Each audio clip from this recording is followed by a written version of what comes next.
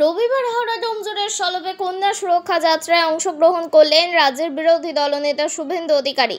কসবা কলেজে ঘটে যাওয়া নারকীয় গণধর্ষণের প্রতিবাদে হাজার হাজার বিজেপি কর্মীদের নিয়ে এদিন মিছিল করতে দেখা গেল শুভেন্দু অধিকারীকে। একদিকে এসএসসি দুর্নীতির অভিযোগে কার্যত মুখ থুবড়ে পড়েছে রাজ্যের শাসক দল তৃণমূল কংগ্রেস। আদালতের নির্দেশে গোটা প্যানেলই বাতিল হয়ে গিয়েছে, যার কারণে প্রায় 26,000 শিক্ষককে বসিয়ে দেওয়া হয়। নিজের যোগ্যতায় বা চাকরি ফিরে পেতে মরিয়া হয়ে উঠেছে যোগ্য শিক্ষক শিক্ষিকা অধিকার মঞ্চ। মূলত তারই প্রতিবাদে হাওড়া থেকে নবান্ন অভিযানের ডাক দেন যোগ্য শিক্ষক শিক্ষিকা অধিকার মঞ্চ। তবে আগে থেকেই বিশাল পুলিশ বাহিনী, র্যাব, জলকামান ও কাঁদানে গ্যাস নিয়ে তৈরি ছিল প্রশাসন। শিক্ষকদের সাথে ধস্তাধস্তিতে জড়িয়ে পড়ে পুলিশ। সেখানে বসেই বিক্ষোভ দেখায় শিক্ষক শিক্ষিকারা। শেষমেশ শিক্ষক সংগঠনের 12 জনের টিম দাবি করেন রাত 12টার মধ্যে অযোগ্যদের তালিকা প্রকাশ করতে হবে, যদিও এখনো পর্যন্ত তা প্রকাশ করা হয়নি। সঞ্জু শ্রীমানের রিপোর্ট, জেবিপি নিউজ বাংলা।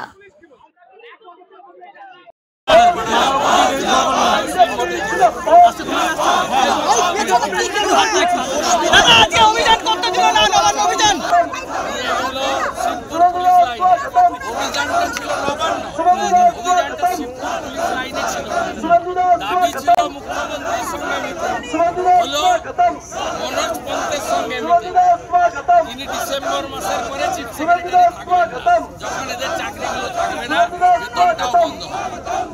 এই আন্দোলনেও অরাজনৈতিক তকমার নামে কিছু মাকু ঢুকে আছে।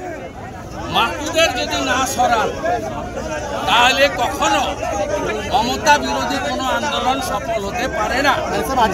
অভয়ের আন্দোলনকে শেষ করেছে এই মাকু সেতুরা, টুকরে টুকরে গ্যাংরা, এদের মধ্যেও ঢুকে আছে।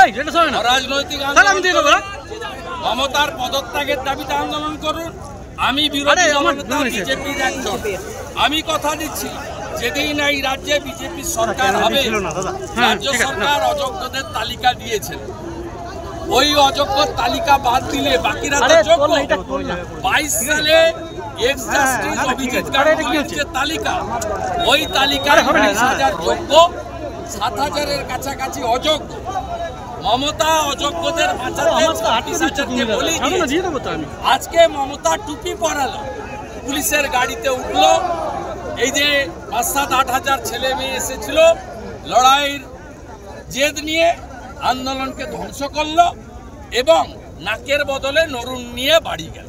মমতা বন্দ্যোপাধ্যায় অভয়ের বাবা মার 27 আগস্ট দেখিয়েছিলাম, 12টায় শুরু হয়েছিল যুদ্ধ, বাবুঘাট সন্ধ্যে 6টা অবধি।